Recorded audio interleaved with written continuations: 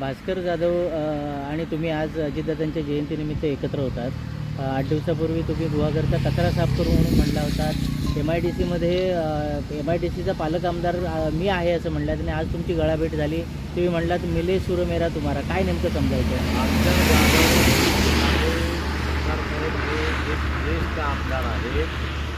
महाराष्ट्राच्या राजकारणामध्ये त्यांनी एक निराळं स्थान निर्माण केलेलं आहे आणि कोकणासाठी त्यांची खरं म्हणजे आता सत्तेमध्ये गरज आहे.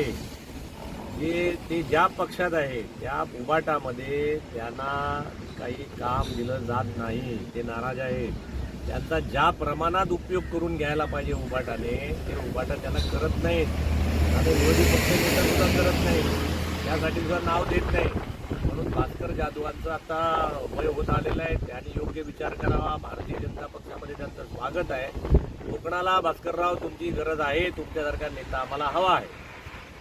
म्हणून मी मगाशी म्हटलं आम्ही दोघांनी एकच झाड लावलं की जे झाड भविष्यामध्ये चिपळूणला आणि कोकणाला भरपूर काही फळं देईल असं झाड आम्ही मगाशी भास्कररावांनी आम्ही लावलं. बरं, जंतर मंतरवरती जे आंदोलन झालं आता ते चिघळलेलं आहे, त्या संपूर्ण वातावरणाकडे भाजपचे आमदार म्हणून तुम्ही कसं?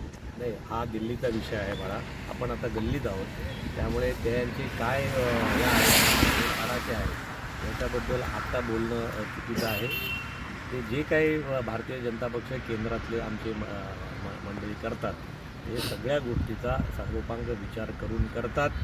त्याच्यामध्ये कुठल्याही प्रकारचं चुकीचं काम आणि राष्ट्रहिताचंच काम माझे नेते करतील. जे काही कॉक्रोच जनता पार्टी बघा, आता देशात विरोधी पक्षाला चेहराच राहिलेला नाही. त्यामुळे 3 चेहऱ्याच्या विरोधी पक्षाला नाईलाजाने घोरळ्याचा चेहरा घ्यावा लागला.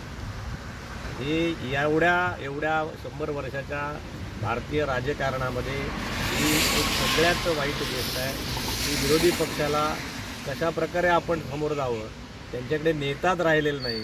राहुल गांधींना त्यांनी नेतृत्व देऊन काँग्रेस तर संपवलंच, पण जे काही अलायन्समधले इतर पार्ट्या होत्या त्या सगळ्यांचं वाटोळं राहुल गांधींचा चेहरा देऊन काँग्रेसने केलं. म्हणून नाईलाजाने आता जे काही विरोधात मंडळी आहेत त्यांना झुरळाचा चेहरा घ्यावा लागला. याच्यापेक्षा मोठी शोकांतिका विरोधी पक्षाची या देशात नाही. माझं अजूनही म्हणणं आहे त्यांना योग्यता बुद्धी परमेश्वराने द्यावी. आणि आम्हाला विश्वास आहे मोदी साहेब, मोदी सरकार ज्या काही चुकीच्या गोष्टी असतील त्या दुरुस्त केल्याशिवाय राहणार नाहीत. कारण मोदीजींचं कोणीच नाही म्हणजे त्यांना आपलं तुटलं असलं काही विचार, ते राष्ट्राचाच विचार करतात. त्यामुळे ते कोणाच्याही प्रेमात नाहीत. ते राष्ट्राच्या प्रेमात आहेत. ते जनतेच्या प्रेमात आहेत.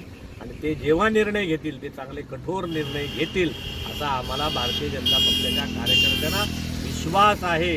आमचा मोदी साहेबांवरती पूर्ण नाही, पण आपल्याला लोकप्रतिनिधी म्हणून काय वाटतं? कारण एवढ्या मोठ्या संख्येने तरुणाई धडकली, त्यांच्यावरती लाठीचार्ज झाला, अमानुषपणे मारहाण झाली, काय एकंदर? नाही, म्हणून मी म्हटलं त्यांना ज्या तिथल्या गोष्टीची आता मी अजून माहिती घेतली नाही. मी माहिती घेतो नाही तुम्हाला सांगतो. परंतु जे काही देशविघातक जी मंडळी आहेत ती बघा ह्या आंदोलनाला पाठिंबा कोणाचा आहे? युरोपमधल्या देशात, अमेरिकेमधल्या काही मंडळींचा.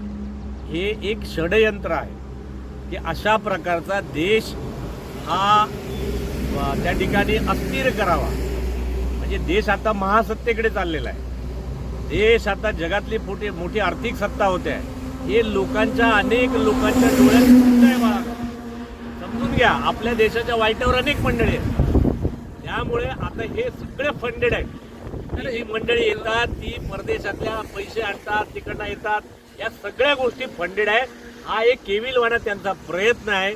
आणि ह्या आता संसदेमध्ये तिथे चर्चा होईल, तिथे त्यांनी विरोध करावा, सगळ्या गोष्टी संसद चालूच आहे. तुम्ही फंडेड म्हणताय, पण जर एका बाजूला नीटचा जो मेन सूत्रधार आहे तो शोधला जात नाही आणि तुम्ही फंडेडचा शोध सांगितलं ना, नीटचं जे काही नीट करायचं आहे ते मोदीजी करतील. आमचा विश्वास आहे बाळा. त्यांना जे काही शिक्षा द्यायची ते 100% देणार. खूप वाईट शिक्षा देतील असा आमचा विश्वास आहे. परंतु ह्याच्यामुळे अख्खा देश अस्थिर करायची काही गरज नाही. आणि तुम्हाला सांगतो जे काही बदल असतील, जे काही सरकारमधले बदल मंत्र्यांचे ते मोदी साहेब करणारच आहेत. लाठीचार्ज करण्यामुळे सगळं हे सांगितलं की काही गोष्टीला ना हे दोन्ही बाजूने असतं. टाळी एका हाताने वाजत नाही. कधी लोक काही अतिरेक करतात. या गर्दीमध्ये अनेक दिवसांच आहेत. अनेक देशविघातक माणसं आहेत, अनेक उचकाउचकीचे प्रकार होतात. एवढ्या प्रमाणामध्ये फंड्स कसा येतो, काय करतो, ह्याच्या मागची पण माहिती घ्या. हा देश अस्थिर करायचा कोणाचा आहे? ठीक आहे, नीटचा पेपर फुटला तो परत नीट करावा, धर्मेंद्र प्रधानांना ठेवावा की ठेवू नये, हे सगळं पंतप्रधान निर्णय घेतील ना. त्याच्यासाठी अख्खा देश अस्थिर करायची काय गरज आहे? ज्या गोष्टी झाल्या ते दुरुस्त करतील, त्या चुकांचं परिशीलन करायलाच पाहिजे. आम्ही या मताचे आहोत, पण त्याच्यासाठी एवढ्या गोष्टी करायची काही गरज नाही बाळानो. आणि मोदी सक्षम आहे, संसद आहे ना, संसदेत तुमचे खासदार आहेत, आणि आतमध्ये करावं ना. हा जर वेळेत सामान्य निर्णय घेतला माणसाला आणि असता हा जर वेळेत निर्णय घेतला असता तर आंदोलन करण्याची गरजच नव्हती. म्हणून मी म्हटलं आता एवढ्या आपल्यापेक्षा श्रेष्ठ मंडळी आहेत, त्यांना अक्कल आहे, मला अक्कल आहे, त्यांना कोणाला नाही असं बाळा होत नाही. ते आमचे ज्येष्ठ आहेत, ते जे काही करतात त्याच्या मागे काहीतरी कार्यकारण भाव नक्की असेल असा आमचा विश्वास आहे. धन्यवाद.